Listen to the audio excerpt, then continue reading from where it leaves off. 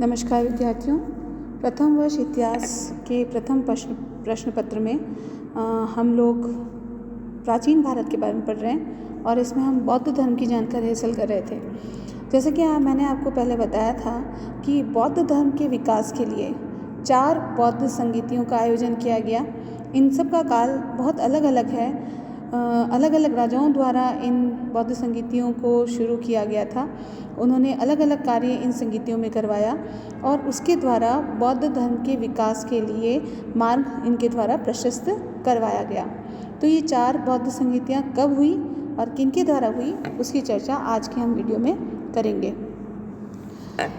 जो बौद्ध परिषद हुई, जिसको हम प्रथम बौद्ध संगीति कहते हैं, इसका समय माना जाता है कि 483 ईसा पूर्व के समय आसपास ये बौद्ध संगीति हुई थी। और इसका जो स्थान था जहाँ पर ये संगीति आयोजित हुई थी वो है सप्तपर्णी गुफा। यहाँ पर ये संगीति का आयोजन किया गया था और उस समय जो शासक थे वो थे अजातशत्रु। उन्होंने इस संगीति के आयोजन के लिए धन का जो प्रबंध है वो उनके द्वारा कराया गया था और सारी व्यवस्थाएं इनके द्वारा कराई गई थी। इस संगीति के अध्यक्ष जिनको बनाया गया था वो थे महाकश्यप। सबसे इम्पॉर्टेंट बात, ये जो संगीति हुई, इस संगीति में क्या प्रमुख कार्य किया गया, तो बुद्ध की जो शिक्षाएं थी उनको विनय और सुत्त पिटक में विभाजित किया गया। जैसा कि हम सब जानते हैं कि जो गौतम बुद्ध की शिक्षाएं हैं वो हमारे को जिन पिटकों में मिलती है वो विनय और सुत्त पिटक मुख्य हैं, जिसमें जो सुत्त पिटक है वो मुख्य रूप से बौद्ध भिक्षु जो हैं उनके लिए नियम कायदे उसमें हैं। सुत्त पिटक जो है उसमें दार्शनिक जो चिंतन है गौतम बुद्ध का, उनकी जो शिक्षाएं हैं वो दी गई हैं। और विनय में जो बौद्ध भिक्षु थे उनके जो संघ में रहते थे, जो वहाँ पर चैत्यों में और वहाँ रहकर साधना करते थे, उनके लिए जो नियम हैं संघ में रहने के वो हमें विनय पिटक में मिलते हैं। तो ये जो बुद्ध की शिक्षाएं हैं इनका जो विभाजन है कि कौन सी शिक्षा किस में आएगी, वो विनय और सुत्त पिटक में विभाजित किया गया था और ये कार्य किया गया था प्रथम बौद्ध संगीति में। इसके बाद नेक्स्ट जो द्वितीय बौद्ध संगीति हुई उसका समय माना गया है 383 ईसा पूर्व और ये जो स्थान है वो बिहार के वैशाली में चुलबग नामक स्थान पर ये बौद्ध संगीति हुई थी। और उस समय जो शासक थे वो थे काला अशोक। ये अशोक नहीं है, अलग हैं, काला अशोक। और इनके द्वारा जो अध्यक्ष बनाए गए थे वो थे यश, और उन्होंने इस बौद्ध संगीति का आयोजन में सबसे प्रमुख भूमिका अध्यक्ष के रूप में उन्होंने निभाई थी। यहाँ पर हम देखते हैं कि जो कार्य इस बौद्ध संगीति में हुआ वो मुख्य रूप से ये था कि जो भिक्षु संघ था वो 2 संप्रदायों में बट गया, अर्थात उसके विभाजन हो गया, वो 2 भागों में बट गया।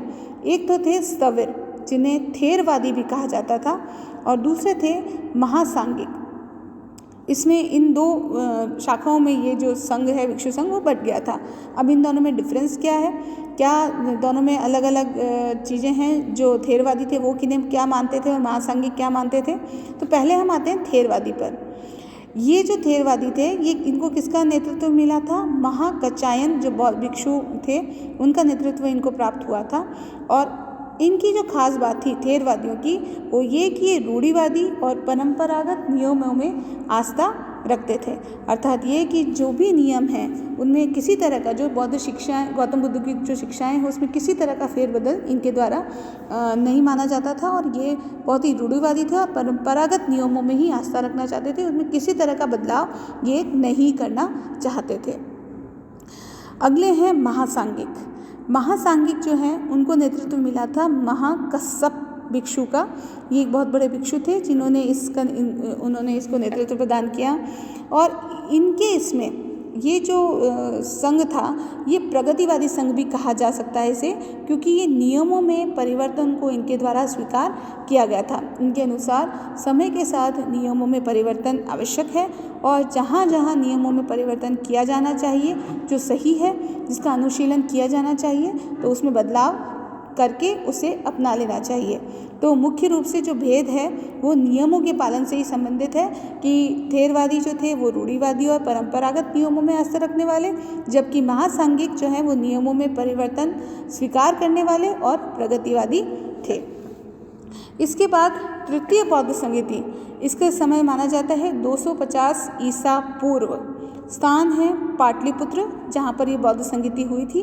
और उस समय जो शासक थे जिन्होंने इस बौद्ध संगीति का आयोजन कराया था, बौद्ध धर्म के एक सबसे प्रमुख शासक जिन्होंने बौद्ध धर्म को पूरे भारत के बाहर भी फैलाने में जिनका बहुत बड़ा योगदान है, वो है अशोक, जिनके बारे में हम बहुत अच्छी तरह जानते हैं कि बौद्ध धर्म जो है वो अगर प्राचीन काल में फला फूला तो उसका एक बहुत बड़ा कारण जो है वो सम्राट अशोक थे।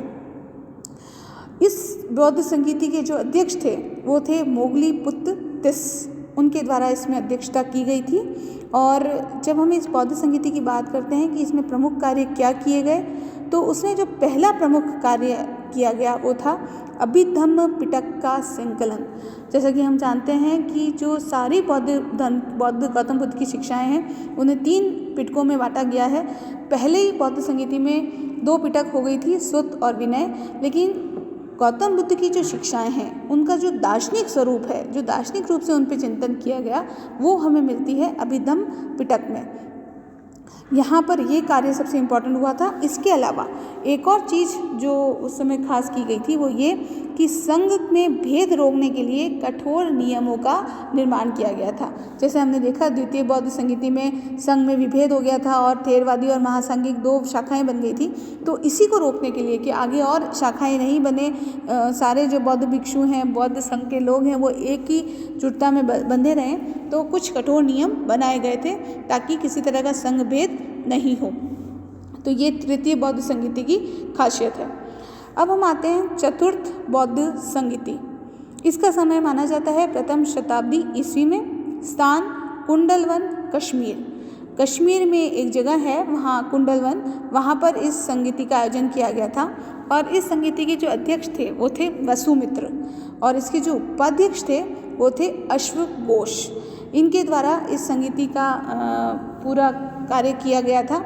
और जो शासक थे उस समय, जो संरक्षक थे इस संगीति के, वो थे कनिष्क। ये भी बौद्ध धर्म को अपनाने वाले शासक थे और इनके द्वारा भी बौद्ध धर्म को बहुत आगे ले जाने में इनका भी बड़ा योगदान है। इस संगीति का जो प्रमुख कार्य था वो क्या था? इसमें हीनयान व महायान नामक संप्रदायों में ये बौद्ध धर्म जो है वो विभक्त हो गया।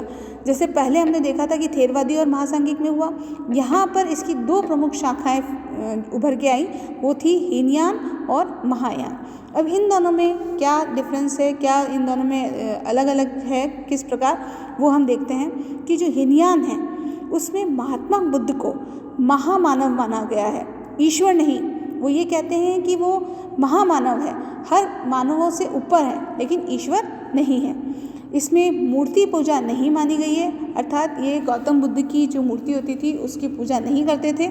और रूढ़िवादी भी थे, अर्थात नियमों में किसी तरह का परिवर्तन नहीं चाहते थे। और बौद्ध धर्म की शिक्षाओं का, जिस प्रकार गौतम बुद्ध ने जो शिक्षाएं दी थी, जो कहा था, उसमें किसी तरह का बिना बदलाव किए उसे फॉलो करना चाहते थे।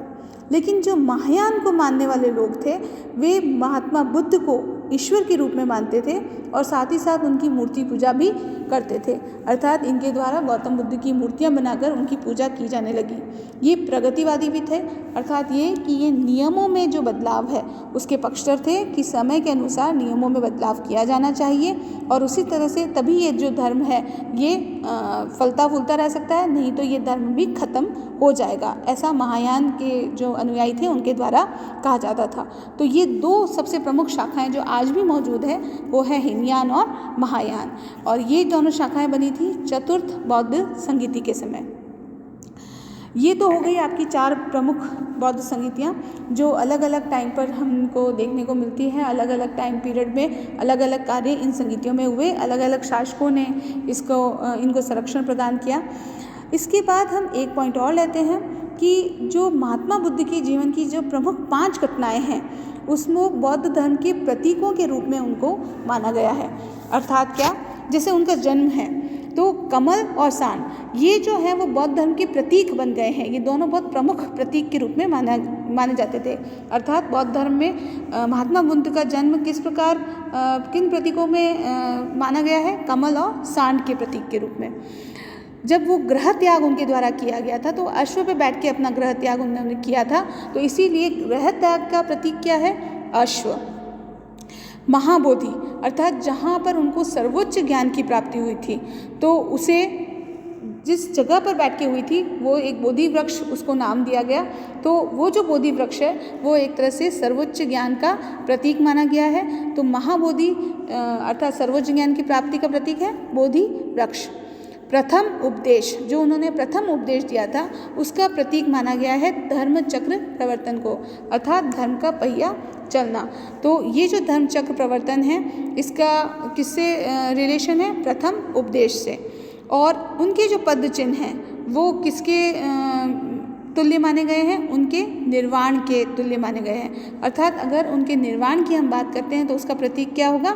उनके पद चिन्ह। तो इस प्रकार हम देखते हैं कि ये गौतम बुद्ध के जीवन की जो 5 प्रमुख घटनाएं हैं वो बौद्ध धर्म के 5 अलग अलग प्रतीकों के रूप में हमारे सामने आती है। तो इस प्रकार बौद्ध धर्म की चारों संगीतियाँ और उनके जो प्रतीक हैं उनके बारे में हमने जानकारी हासिल की। अब हम अगले हमारा जो वीडियो होगा, अगला जो हमारा टॉपिक होगा वो इस बौद्ध धर्म के प्रसार के कारण के बारे में, और किस प्रकार ये बौद्ध धर्म जो है वो उसका पतन हो गया, और साथ ही साथ ये जो बौद्ध धर्म है इससे हमें क्या प्राप्त होता है, क्या हमारे को देन मिली है इससे, उसके बारे में हम चर्चा करेंगे। धन्यवाद।